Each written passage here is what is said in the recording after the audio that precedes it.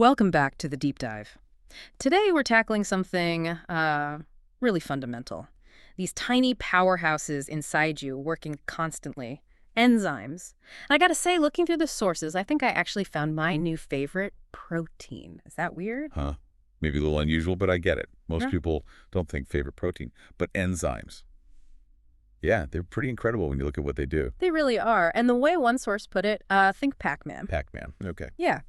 Specific shape, gobbling up specific little dots, that Pac-Man, that's like the enzyme. P for Pac-Man, P for protein. And the dots, well, those are the things they work in. Okay, I like that. It sets the stage nicely. Our mission today, based on the research you sent over, is to really unpack how these biological catalysts work. Right. From their structure, which is key, to how they impact stuff like, your digestion. So first things first, enzymes. Mostly proteins, right? Mostly, yes. Yeah. The vast majority are proteins. Yeah. And their main job, they're catalysts, biological catalysts. Meaning they speed things up. Dramatically. They accelerate chemical reactions. I mean, reactions that could happen anyway, theoretically. It would take forever. Exactly. Too long for life to actually work. Mm-hmm. Enzymes make biological processes happen on a time scale that matters. They make life efficient. Okay, so Pac-Man eats the pebble. Yep. Does Pac-Man disappear then? Used up. Nope. That's crucial for catalysts. They're reusable.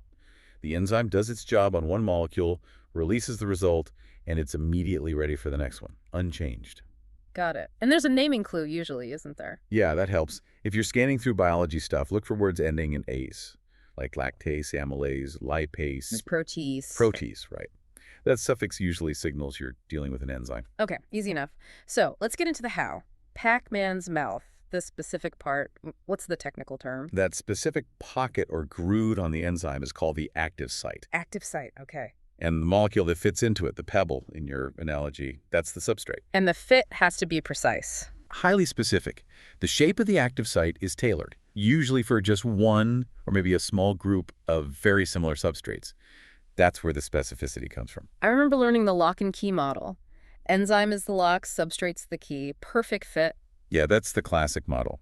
It's good for getting the basic idea of specificity and reusability across. Simple, intuitive. What may be too simple. Well, science refined it. Those sources really point towards the induced fit model as being more accurate. Induced fit, how's that different? Is the key bending? Hey, not quite the key. It's more like the lock is a little flexible. The active site isn't perfectly rigid. Ah, okay. When the substrate starts to bind, the enzyme can actually adjust its shape slightly, kind of molding around the substrate for an even tighter, more perfect fit. Oh, so it's less like a rigid key and lock and more like a handshake or a hug. One source called it an enzyme substrate hug. That's a great way to put it, a little hug. It helps position the substrate perfectly for the reaction. Does that hugging take energy? Good question. The initial binding uses weak bonds, like hydrogen bonds. The shape change itself helps stabilize that interaction and gets everything aligned optimally. It's all about efficiency. So they hug, the enzyme does its thing, maybe breaks the substrate down, maybe builds it up, and then what? Then the result, which we call the product, is released. And the enzyme. Snaps back to its original shape, ready for the next substrate, ready for another hug. So the big takeaway, the so what, of all this binding and hugging and reacting, it's about energy. Absolutely. Enzymes drastically lower the activation energy needed for a reaction to happen. Activation energy, like the energy needed to get the reaction started. Exactly. Think of pushing a boulder up a really big hill to get it rolling down the other side. The enzyme basically digs a tunnel through the hill. The start and end points are the same, but the energy needed to get there is way, way lower. Makes sense. Less effort needed to get the same result, just much faster. Okay, let's make this real. Lactose intolerance, super common. Perfect example. Lactose ends in O's, so you know it's a sugar. Right. It's actually a disaccharide, two sugar units linked together. Our bodies can't absorb it like that. It needs to be broken down first. And that's where the enzyme lactase comes in, ending in ACE. Precisely.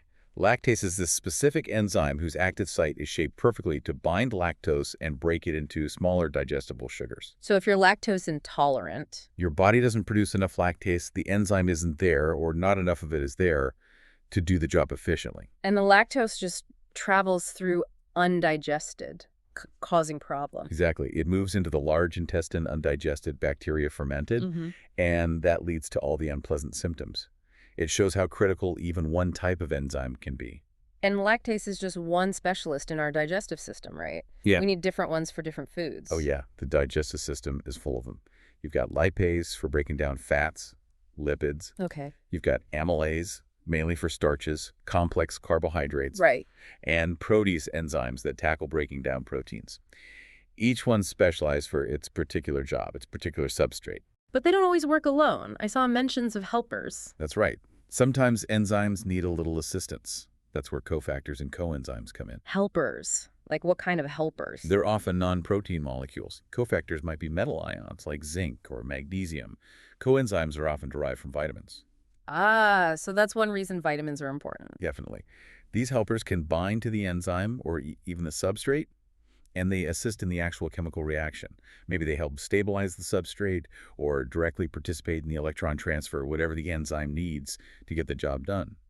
Teamwork. Okay, teamwork makes the dream work, even for enzymes. This brings us to something you said was key earlier. Shape. The structure. Why is the exact shape so important? Because function follows form, especially with proteins. The enzyme's entire ability to recognize and bind that specific substrate depends completely on its unique three-dimensional structure. The active site is a specific shape. And that shape isn't just random, it's built up in layers, right? Like 4 levels of structure. Exactly. It's a precise process. It starts with the primary structure.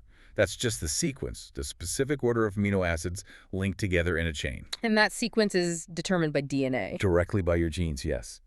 And even a tiny mistake here, just one wrong amino acid in that sequence, Can mess everything up. it can render the final enzyme completely non-functional. It's that sensitive. Wow. Okay, so primaries is the sequence. Then comes secondary structure. The chain starts to fold locally. Hydrogen bonds between parts of the amino acid backbone cause it to form regular shapes, like coils called alpha helices, or folded sheets called beta sheets. Getting more complex. Then you get the tertiary structure. This is where the whole polypeptide chain folds up into a specific, compact, often sort of globular 3D shape. This folding is driven by interactions between the amino acid side chains, the R groups, things like hydrophobic interactions, hydrogen bonds, ionic bonds, even strong covalent bonds like disulfide bridges. And this tertiary structure is what mainly creates the active site shape. That's generally right, yes. That final overall fold creates the specific clefts and pockets, including the active site. And sometimes it's even bigger, multiple chains. Correct. That's quaternary structure. When two or more separate polypeptide chains, each folded into its tertiary structure, come together to form a single functional protein complex. Hemoglobin is a classic example. So primary, secondary, tertiary, sometimes quaternary, all leading to one critical functional shape. A shape that must be maintained. Which leads us to the big danger, denaturation. The Pac-Man ghost analogy from earlier. Yeah. Something messes up the shape. Exactly. Denaturation is when that complex 3D structure unravels or changes shape. The protein loses its specific conformation. And if it loses its shape. It loses its function. Yeah. The active site is distorted or destroyed. It can't bind its substrate anymore.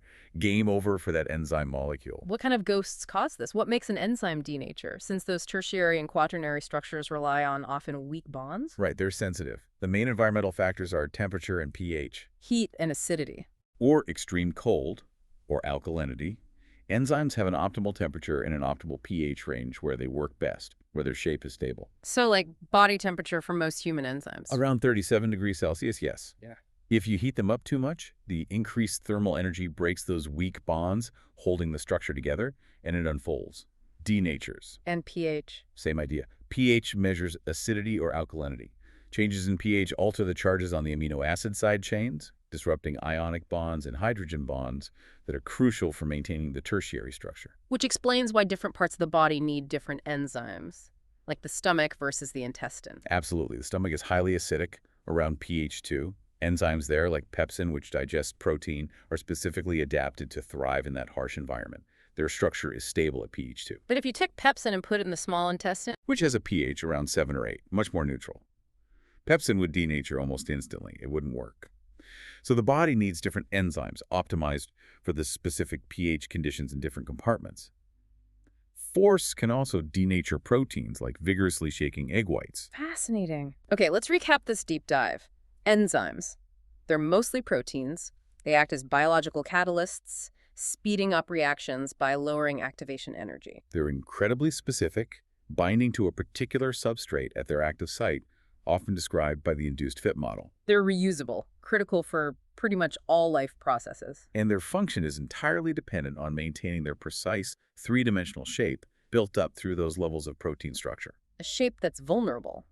Denaturation, caused by changes in temperature or pH outside their optimal range, destroys that shape and thus their function. Right, and because they regulate so much in the body, from digestion to metabolism to DNA replication, understanding enzymes is fundamental to understanding health and disease. Which is why medical research focuses so much on them. Exactly.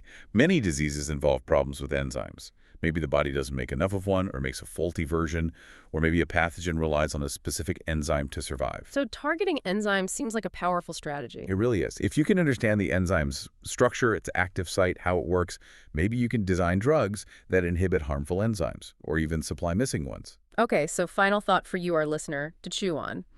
We know enzymes are sensitive to their environment, specifically temperature and pH, and we know they control countless processes, both ours and those of things that can make us sick. So think about this. If scientists can figure out the exact optimal temperature and pH conditions for a crucial enzyme used by a specific pathogen or virus, a bacteria could they potentially design a treatment. A treatment that maybe slightly alters the local environment just enough to denature that specific pathogenic enzyme, stopping it in its tracks. While hopefully leaving our own human enzymes, which have different optimal conditions, relatively unharmed.